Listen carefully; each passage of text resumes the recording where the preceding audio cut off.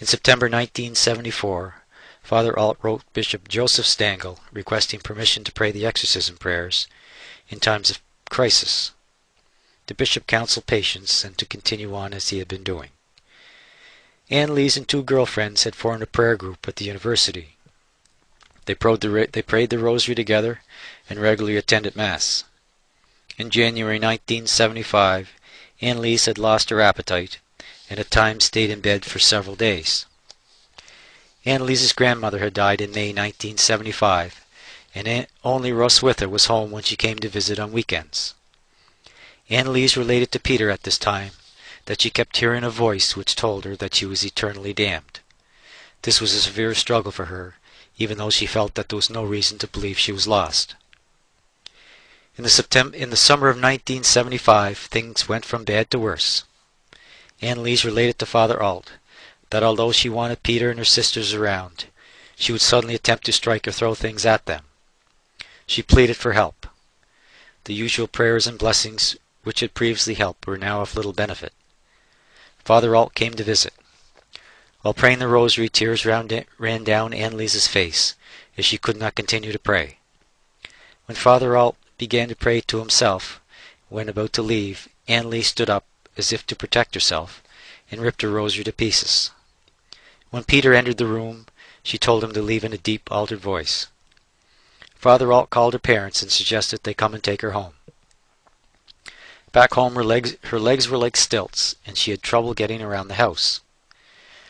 She wasn't able to pray at this time. Father Roth paid a visit to the Michel home, and upon entering experienced a stench, like burning dung, that seemed to penetrate everything.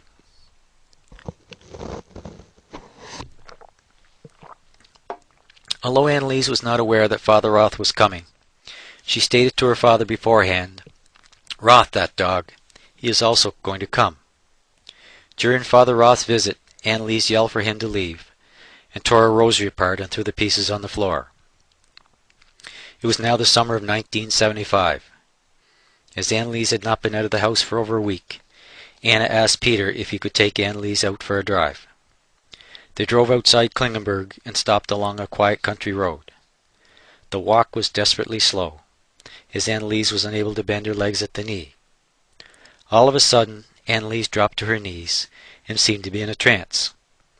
Peter was not able to communicate with her. After about 10 minutes, she stood up and shouted excitedly, "I can walk! I can walk! Look at me!" Peter was taken back by her sudden change in physical and emotional condition. When he asked her what had happened, Anneliese said that she had seen the Blessed Virgin Mary. The Virgin Mary asked her if she was willing to offer her sufferings for priests, the youth, and for the church in Germany.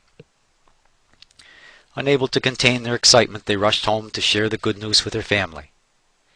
Anneliese told her mother that she was entirely free and could walk normally. Anneliese related and discussed the apparition with Anna. Within a week of the heavenly encounter, Anneliese responded in the affirmative to this invitation while in ecstasy or in a trance at home. Anneliese indicated to Peter several days later that things would soon get bad again. She returned to Würzburg to register for the fall semester. Peter found Anneliese in her room in front of a crucifix. Her face was full of hatred, and she growled like an animal. They returned to Klingenberg the same day. Meanwhile, Father Roth reported to Father Alt his experience with Anneliese at the Michel home. Father Alt felt that it was time to address Anneliese's case with the bishop. Father Roderick was contacted. Back home in Klingenberg, Anneliese would shout for hours, "My Jesus, forgiveness and mercy. My Jesus, forgiveness and mercy," and had only 1 or 2 hours of restless sleep a night. At times she knelt down, got up, knelt down, so many times that her knees became swollen and ulcerated. After long periods of screaming through the house, she would tremble, twitch, and then collapse. Sometimes the muscles in her neck would tense up like bands of steel. She couldn't eat solid food and drank little fluids. Although not able to eat, she ate spiders and flies and urinated on the kitchen floor. Everyone learned to duck. She ripped holy pictures off the wall, tore rosaries apart, and shattered a crucifix on the side of a bed. One time she rolled around in the coal dust and crawled into bed. Peter described an incident where Anneliese took an apple in one hand and effortlessly squeezed it, and the fragments exploded throughout the room. She later told Peter that August the 15th, the feast of the Assumption of the Blessed Virgin Mary, was the worst day she had ever experienced. She was unable to enter the church or pray. For some time the demons had tempted her with thoughts of suicide. Also at this time, Anneliese told Peter that her deceased grandmother and her sister came to comfort her. Oval wounds were visible on her feet. She was adamant that they were not self-inflicted. The family took turns watching over Anneliese and tried to stop her from injuring herself. The situation became unbearable. Father Alt and Father Roderick were contacted. In early September, Father Roderick decided to come and visit, to evaluate the situation firsthand. On arrival, Anneliese seemed to be in a hypnotic or trance-like state. Father Roderick asked, "What is your name?" To which she responded in a deep, altered voice, "Judas." When Father Roderick was about to leave, Anneliese came from the kitchen and slapped him on the face. After Father Roderick left, Anneliese could be seen playing the piano as if nothing had happened. Although Anneliese wanted to eat, there were times when she couldn't open her mouth or swallow. On one occasion after receiving Holy Communion, she could not swallow. This condition would come and go, much to her parents' concern. As Father Roderick was now convinced that Anneliese suffered from possession, a meeting was arranged in Aschaffenburg. Present were Father Roderick, Father Alt, Father Roth, and Father Habegar.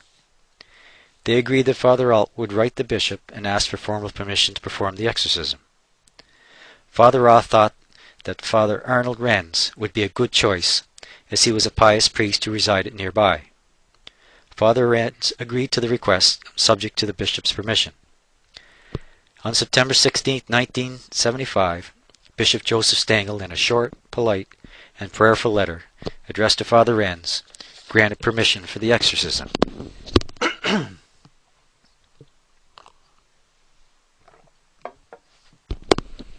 On September 23, 1975, Father Renz met Anneliese for the first time. He witnessed no signs of possession. On the contrary, he found her quite reserved, polite, and deeply religious.